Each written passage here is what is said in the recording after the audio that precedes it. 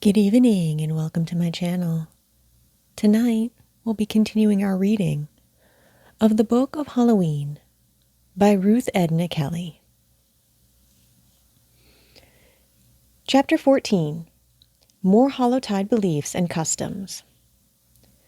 Only the Celts and the Teutons celebrate an occasion actually like our Halloween. The countries of southern Europe make of it a religious vigil like that already described in France. In Italy, on the night of All Souls, the spirits of the dead are thought to be abroad, as in Brittany. They may mingle with living people and not be remarked. The miserere is heard in all the cities. As the people pass dressed in black, bells are rung on street corners to remind them to pray for the souls of the dead. In Naples, the skeletons in the funeral vaults are dressed up and the place visited on All Souls' Day. In Salerno, before the people go to the all-night service at church, they set out a banquet for the dead. If any food is left in the morning, evil is in store for the house. Hark, hark to the wind! 'Tis the night, they say, when all souls come back from the far away, the dead forgotten this many a day.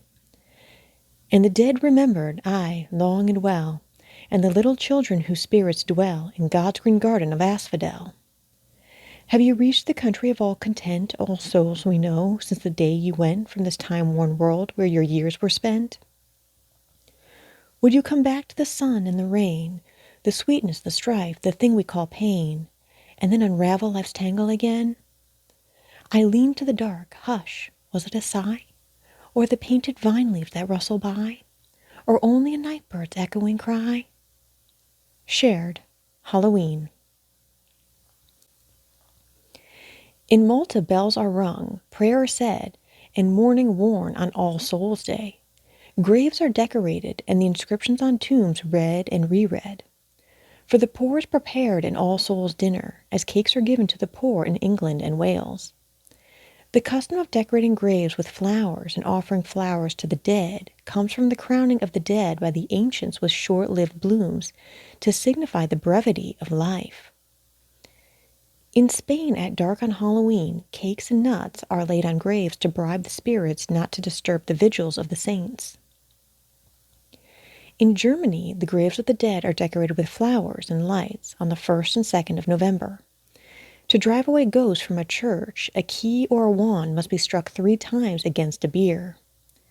An All Souls divination in Germany is a girl's going out and asking the first young man she meets his name. Her husband's will be like it. If she walks thrice about a church and makes a wish, she will see it fulfilled. Belgian children build shrines in front of their homes with figures of the Madonna and candles and beg for money to buy cakes. As many cakes as one eats, so many souls he frees from purgatory. The races of Northern Europe believed that the dead returned and were grieved at the lamentations of their living relatives. The same belief was found in Brittany and among the American Indians. Think of this, O Hiawatha. Speak of it to all the people, that henceforward and forever they no more with lamentations sadden souls of the departed in the islands of the blessed. Longfellow, Hiawatha. The Chinese fear the dead and the dragons of the air. They devote the first 3 weeks in April to visiting the graves of their ancestors and laying baskets of offerings on them. The great dragon, Fang Qin, flies scattering blessings upon the houses. His path is straight unless he meets with some building. Then he turns aside, and the owner of the too lofty edifice misses the blessing. At Nikko, Japan, where there are many shrines to the spirits of the dead, masks are held to entertain the ghosts who return on Midsummer Day. Every street is lined with lighted lanterns, and the spirits are sent back to the other world in straw boats lit with lanterns and floated down the river. To see ghosts in Japan, one must put 100 rushlights into a large lantern and repeat 100 lines of poetry, taking 1 light out at the end of each line. Or go out into the dark with 1 light and blow it out. Ghosts are identified with witches. They come back especially on moonlit nights. On moonlit nights, when the coast wind whispers in the branches of the tree, Omatsu and Teio may sometimes be seen, with bamboo rakes in their hands gathering together the needles of the fir. Rinder, great fir tree of Takaso. There's a Chinese saying that a mirror is the soul of a woman. A pretty story is told of a girl whose mother, before she died, gave her a mirror, saying, "Now after I am dead, if you think longingly of me, take out the thing that you will find inside this box and look at it. When you do so, my spirit will meet yours, and you will be comforted." When she was lonely or her stepmother was harsh with her, the girl went to her room and looked earnestly into the mirror.